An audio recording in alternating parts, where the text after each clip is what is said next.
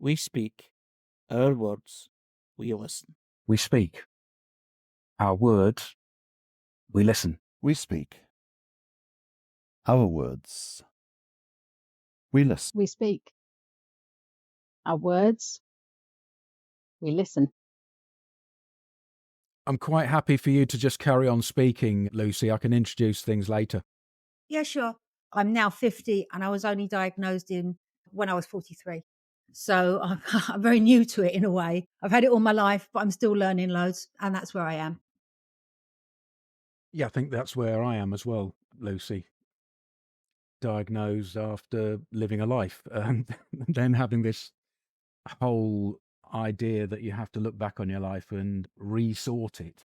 That's exactly how I've been. It's having to rewind your whole life and go, oh, I see.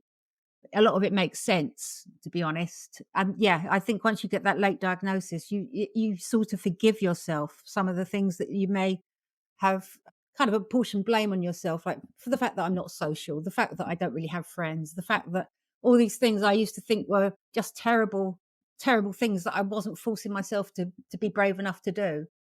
And I've kind of forgiven myself a little bit for being, I was quite mean to myself about it. So having that diagnosis, I think sometimes can just throw light upon it. And, you can say sorry to yourself for being such a hard taskmaster all your life and forcing yourself into uncomfortable things that you need not have done. Wow, you're really selling this as a positive, having diagnosis, self-diagnosis, self-revelation. That was such a positive in your life. It's changed things around. Wow, cool. Yes. I mean, it's after years of struggle, and I really pushed hard as well. The first time I got a referral for a diagnosis, I got a letter back saying, I don't understand why you're trying to get a diagnosis. You've been doing well up to now. Just keep doing what you're doing. And that was it. They didn't want to actually go any further or do an assessment on me. I thought, I've got to do this now, because I thought that was slightly unfair. They're saying, well, you're all right. You're 43 years old. Why would you want to know what's wrong with you? You're doing okay. Carry on wearing the mask. And I just couldn't do it. Did you feel that you needed the diagnosis then? Because there was a Yes. pushback from them kind of saying you could just self-diagnose, you might be right, just live your life as though and take control of it. They actually sort of handed it back to you and you Yeah. pushed for diagnosis. Yeah, for myself, but also for my wider family. I was the first one in the family to go, you know what, let's find out why we are like we are. So that diagnosis is really important, not just personally, but, for the whole family. And I felt that I needed those answers. It would make everybody know, the whole family knew then, which is why I was so really, really sure that's what I needed to do. And I'm glad I did now. I mean, my dad's passed, but even he at the end of his life was saying, oh yeah, okay, that might be me. And he was born way before this was a thing. I see what you're saying. It's almost as though for your family's sake, it Yeah. thought a good idea for you to have this confirmation from the medical world. So Yeah. they took it seriously. So they would then speak to you about it and start to understand it a bit for themselves. Oh, absolutely. Some members of my family they didn't want to kind of take it on board. One of my siblings told me, well, you're not like any autistic person I've ever met. And, and why shouldn't I be why shouldn't I be autistic? What is it that you think makes me not autistic? So for me, it was really important. I had lots of different diagnoses before this. And then I just suddenly thought, and I didn't know where I was going. So this autism diagnosis meant that all of that could be set aside. I'd done all that. And I thought, no, all these things that they said I don't think I am. So anyhow, where I am now is comfortable. Although I do have some sort of, obviously, there was always some sort of comorbidities with a lot of this. And I do get very depressed and have a lot of anxiety. But I know where it's all coming from. And that's why I can handle it. Yeah. I mean, the youth counselling thing for me started when I was about 16, 17.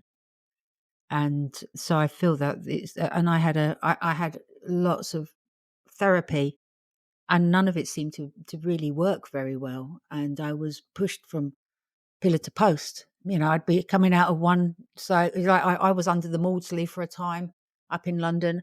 I was, I went to a lot of different places and had a lot of different therapy, and none of it was actually helping me at all. I was feeling, I was quite contrary about it. I felt that it wasn't right for me.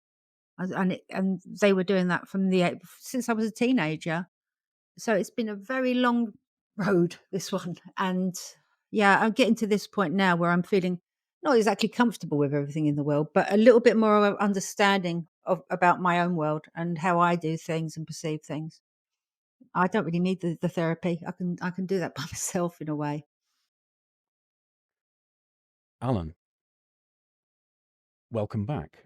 It's about 5 weeks since our first conversation in the series Behaviorism, Autism, ABA, PBS, The Big Conversation. Since I spoke with you in that first conversation where we sized each other up and worked out whether we could communicate with each other and decided yes. I hope I'm right on that. Is that how you feel? Yeah. And the conversation's moved on a little. There are repetitive words. The first one is philosophy. Mhm. The second one is obviously science.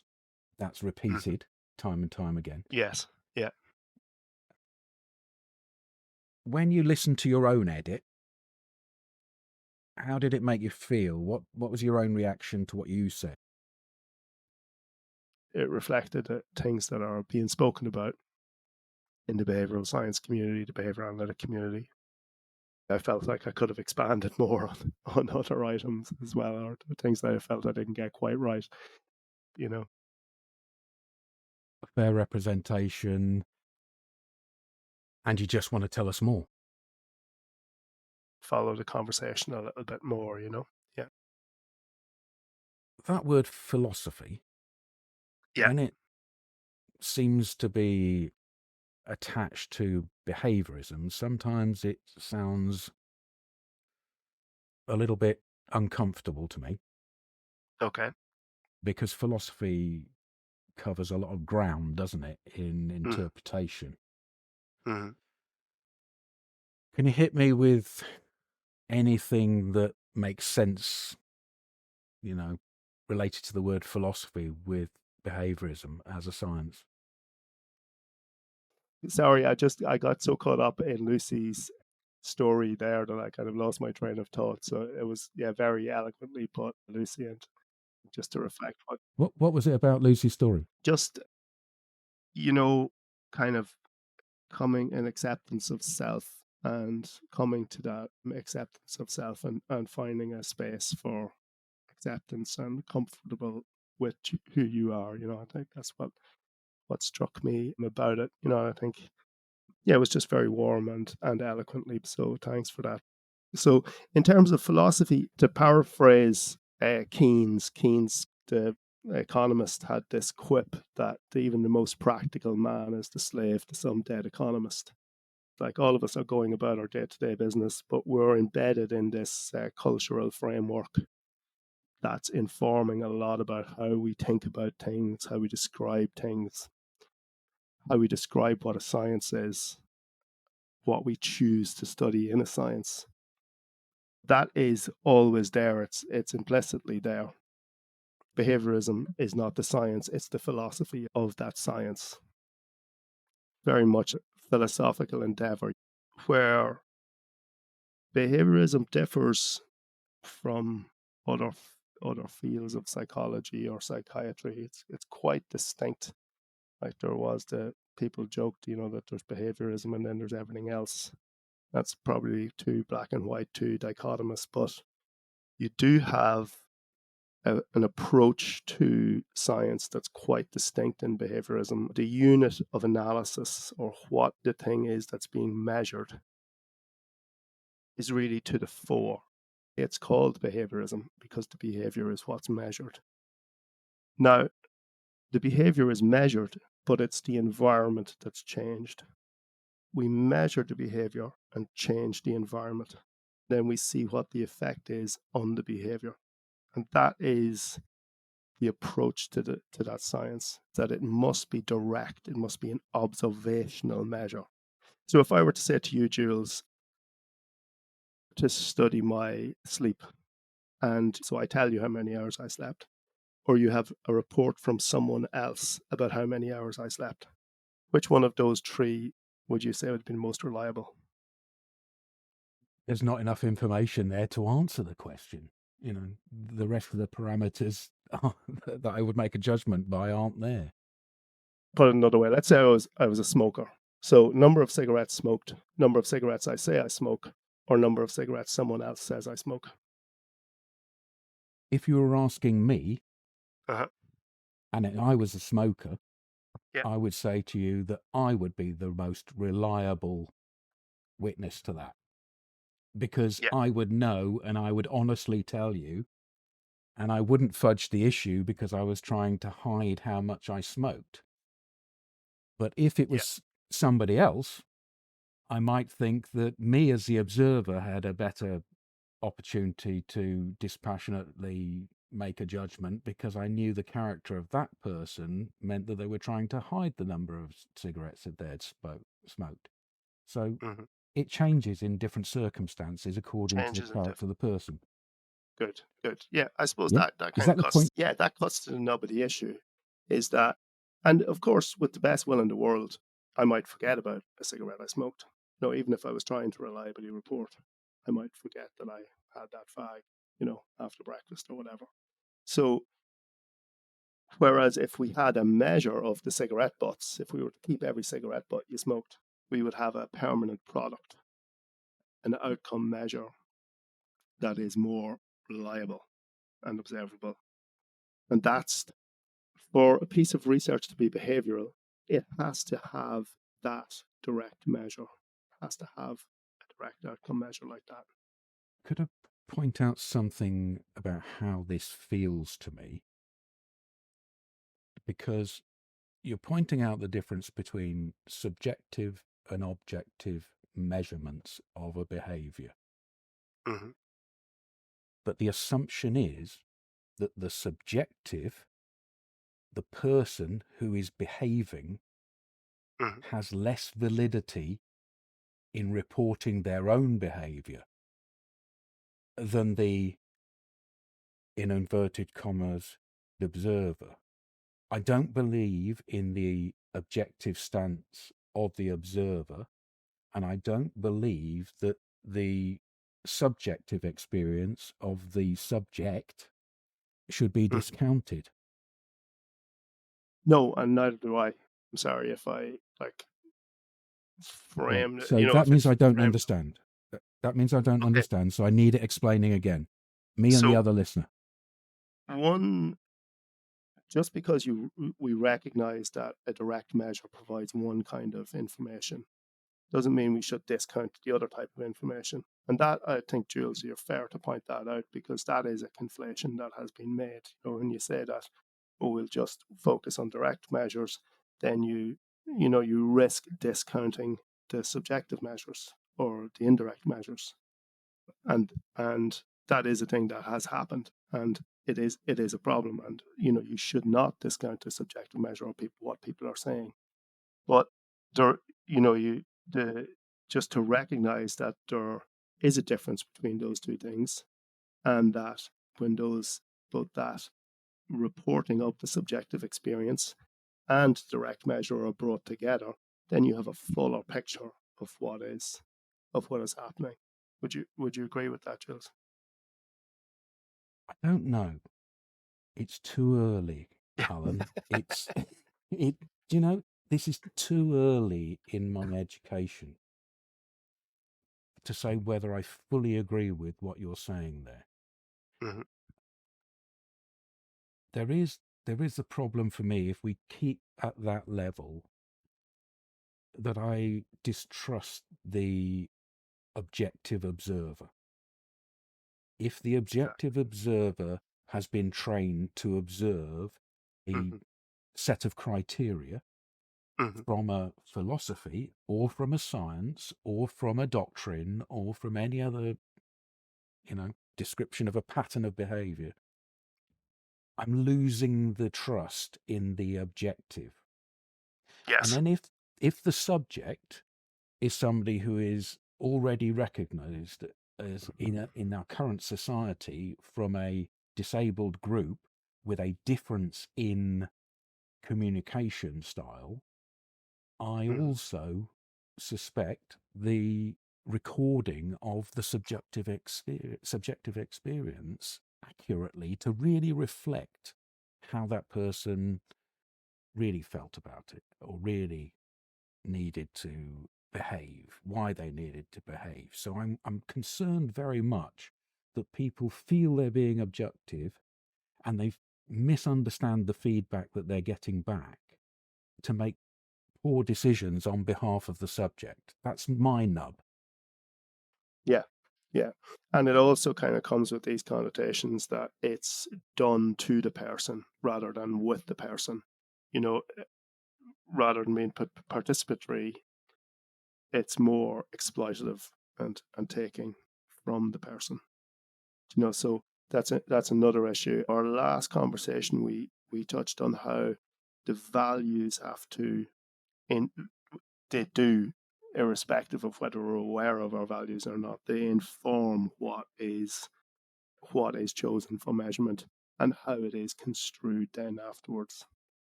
And you really you absolutely hit the nail on the head there, Jules, as well, in terms of that has been for a long time the central limitation of behavioral science, is the accurate recording of the response of the behavior. Now, we are rapidly moving into a space where those technical barriers are being removed. And we are entering into a period now in the coming years where reliable, I won't say valid, but the reliable recording of behavioral data at scale will be far more prevalent. It's already becoming increasingly prevalent in our society. That prevalence is only going to increase in the years to come. So I think we really need to reflect as a society about who owns our behavior, who has the right to record it, and who benefits from that once they have recorded it. These are big topics, and these are very big topics. Yeah. These are big topics, and if you are part of a marginalized, classified as disabled community, they're bigger for you. They are much bigger for you, yeah, because they're bigger for me than they are for you. They affect me more than they affect you. Yes, you're increased risk. Because now I've recently, it's probably last year actually, I read a book called Conversations About Activism and Change. It's a series of essays from members of independent living movement in Ireland. And what struck me about that was that many of the issues that these people have been campaigning for years, about independence and autonomy and the right to bodily integrity and self-determination, they've been doing this work since the 1960s. And they have actually, rather than that being just a marginal topic that's about disability, they really have led change in society. So it's kind of this idea of us being led from the margins. Now, this is kind of a notional idea in my mind, but I think it's a good place to kind of explore this conversation. Are we led not from the center, but from those on the periphery who point to the flaws of where we're going and push and develop the society in a particular direction? And I think we're at a moment where, the autistic community are highlighting this particular issue with behavioral science. And maybe that speaks to a broader issue about how behavioral science is used in a wider context. Well, like agendas and what the used for the purpose of that the subject of it wants. Like, I hope my question is part of that process, and looking at this more reliable recording about what makes it reliable. Is it recording things with some cited verifying facts attached to them, so that they're more than just what somebody has observed? Given that if they are just what somebody has observed, then they're not objective. They're what was in your list, what somebody else has seen and said. Yeah, that's right, Morris. So I would be thinking of things like, say, for like behavioral measures within social media algorithms that measure the amount of time that you watch or engage with a video, keystrokes measurement, eye tracking, these type of direct measures of behavioral change. Are they the kind of things we're thinking of, Morris? Or The level of factuality I was thinking of, and any type of thing that's more factuality into it than somebody just observing. Same as the importance in criminal law of not convicting anyone of anything just on someone's word for it. Just sort of the same argument. exactly. Yeah, exactly, Morris. Now, you'd have methods within behavioral science, say like inter-observer agreement and processes to try and make the data more reliable or make the observation more reliable. There's increasing research into human computational etiology where they don't require markers on a subject in order to measure the position and location of movements within an environment with machine learning. And I think that should give us cause to pause and reflect about who owns that data and who benefits from that data and who's harmed potentially by the use of that.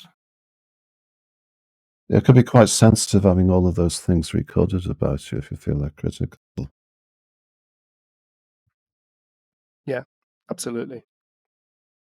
Absolutely. And for what purpose are they being recorded? We've seen some recent pushback in this in the European Union with GDPR and legislation, ownership of personal data. But increasingly, it also touches into the AI space because we have behavioral science is becoming quite dominant now in artificial intelligence because you have the advent of reinforcement learning, most closely associated with Sutton and Bartow's textbook, recently updated. Reinforcement learning that reflects exactly the kind of information, the kind of research and studies that's coming out of experimental behavior analysis and behavior analysis more. So that's one direction which is driving behavioral science forward. They're using it to develop the systems, but also on the other hand, they're going to become much better at recording that, extracting that data at scale. And those two things are very likely to push behavioral science quite far in the coming years. I know we're getting off topic. Yeah, sorry, Jules. Thank you. No, there is no off topic, because the thread we're on at the moment is ABA, behaviourism, autism, the big conversation. And if you've taken it down this dark totalitarian world road, that's probably a kind of valuable little platform for people to just think, wow, actually, there's some danger out here. This profession that I'm part of is also part of bigger things, something that has different forces upon it, and it's not entirely clear how things will progress. And it's naive to think that these things are benign, and it's quite right to be critical of a science and how it's applied. And that's why a critical appraisal is is urgent and necessary. And I think, like, from taking that idea of being led from the margins again, is that, you know, don't view it. I don't think anyone should view this as a fringe issue. You know, it's broader implications for who benefits from this, and who is potentially harmed. A number of years ago, I think it was 2016, Shoshana Zuboff wrote The Age of Surveillance Capitalism. That was a book I really enjoyed. I think her central thesis was absolutely spot on, and that's essentially it, is that we're in an age where it's the commercial entities own vast quantities of our behavioral data. I mean, arguably Google knows me better than I know myself. And yet, who benefits from that data? There is this surveillance capitalism. I think she was absolutely right to point that out as very flawed. However, she then went on to present a solution, and her solution was that we just kind of put the genie back in the bottle almost, and go back to paying for these services. As a pragmatist, I just can't see how that works. So we need communities and societies that can articulate their core values and exercise control over those powerful actors. Let me just try this out. You're speaking on your own behalf, but you are the chair of the Society of Behaviour Analysts, you know, so people are going to make an implication. However many times I write in the disclaimer, people will. Mm-hmm. I mean, we exist because we want regulation. We want the science regulated. Proper controls and redress need to be put in place, so that if someone is harmed, then they have redress and human rights frameworks. And you're here to encourage us as an autistic population to be part of the people on the margin, enforcing that and saying, this is what we need, here's the philosophy, look at the Human Rights Act, and actually stand outside with placards, yeah? Yeah, I don't know if I'm asking you to stand outside with placards, but certainly I think your activity and what you're doing now is pushing that envelope and progressing the conversation. You feel it's pushing the envelope. I thought we were just opening up an opportunity for people to platform themselves. What I mean, I suppose, is that the critique is an important critique, and it should be one that's happening.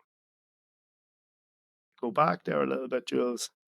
I view the function of a professional body is to give an avenue for the community to influence practice, so that things are not done to people, they're done with them, and that the values of a science can be informed by the people that are the beneficiaries of it, and any harms can be redressed. I'm going to read that back to you. I'm Mhm. going to paraphrase. Okay. You want us to think about what you do, understand what you do, reflect it back to you, and you're going to listen to us, giving us a seat at your table. And you're going to do that under the principle of equity in communication between the two groups. Well, I think it should be a shared table. I don't think I should own the table. I think I don't think one community should own it. And I think, like, we just spoke about asymmetries of power there last time in this conversation, Jules. And I think it's vital that where those power asymmetries exist, that they be redressed, that we're on an equal footing. Well, responsiveness of professional bodies is something that needs putting teeth into. They can be remote and non-committal, and even ones with a place person at their table for looks. So thread from the process that the structure that builds an accountable process. Yeah, I completely agree with that, Morris. As an Irish person, it's no secret that terrible institutional abuses took place in Ireland.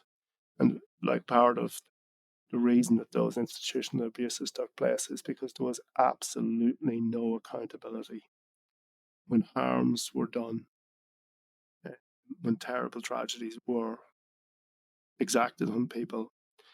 The reputation of the institution was more important than the person that suffered. And there you can see a clear that in the darkness we can see that very clearly. And that was so wrong. We need to find ways that organizations, institutions have genuine accountability to the people that they support. And that means eroding their power.